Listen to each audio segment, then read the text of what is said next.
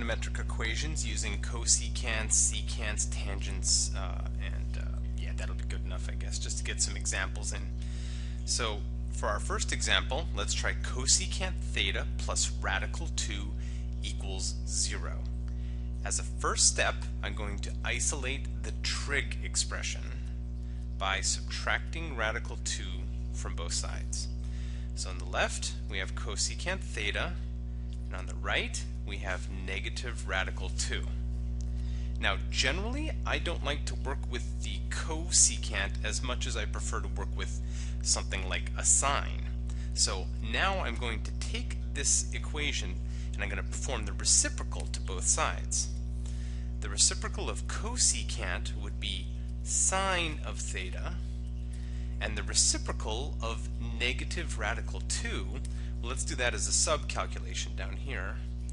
1 over radical 2 negative would be the reciprocal of negative rad 2, and then when I rationalize, it looks like I will get negative rad 2 over 2. Yay, kind of a recognizable number, so that's good news too. Negative rad 2 over 2. Now the problem is a basic trig equation using sines and cosines, and that's a little bit easier for me to recognize. So if I think about my unit circle, the places where the sine of theta happens to be equal to negative rad 2 over 2 are down here in quadrants 3 and 4. At the values of, let's see, this one would be 5 pi over 4, and this one would be 7 pi over 4. So, the final solution to this particular trigonometric equation would be theta equals 5 pi over 4 plus 2 pi k, for k being an integer, and also 7 pi over 4 plus 2 pi k, for k being an integer. Remember, this extra notation is just because the sine and actually the cosine function too, or all the trig functions, are many to one, so there's more than one solution. Okay, let's try another example. Tangent of theta minus 1 equals 0. Same general process. We'll add 1 to both sides to yield tangent theta equals to 1. No need to reciprocal this time. Tangent's okay, I can work with that. So think about your unit circle.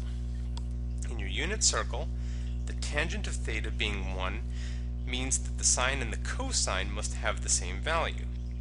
That will occur up here in quadrant 1 at pi over 4, right, rad 2 over 2 comma rad 2 over 2, and also down in quadrant number 3 at 5 pi over 4, where we get the negatives of radical 2 over 2 for both the x and the y. So the solution would be theta equals pi over 4 plus 2 pi k, for k an integer, or 5 pi over 4 plus 2 pi k, for k being an integer. Now for the very astute observer here, they might actually notice that the pi over 4 and the 5 pi over 4 are on opposite sides of the circle. So if you wish, you could actually write this a little bit more efficiently as pi over 4 plus pi k, for k and z.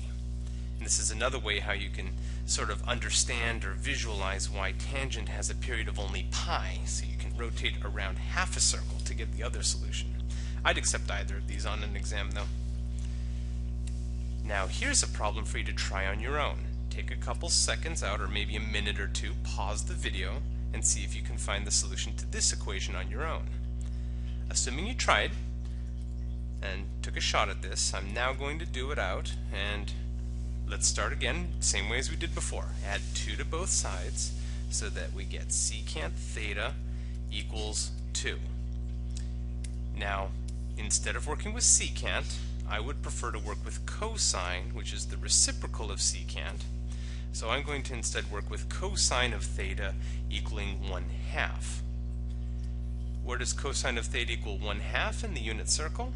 Well, these would be in quadrants 1 and 4. We need the little x value, so we'll go with these two right here, located at pi over 3 and 5 pi thirds. So the answer here would be theta equals pi over 3 plus 2 pi k, for k being an integer, or possibly 5 pi over 3 plus 2 pi k, for k being an integer.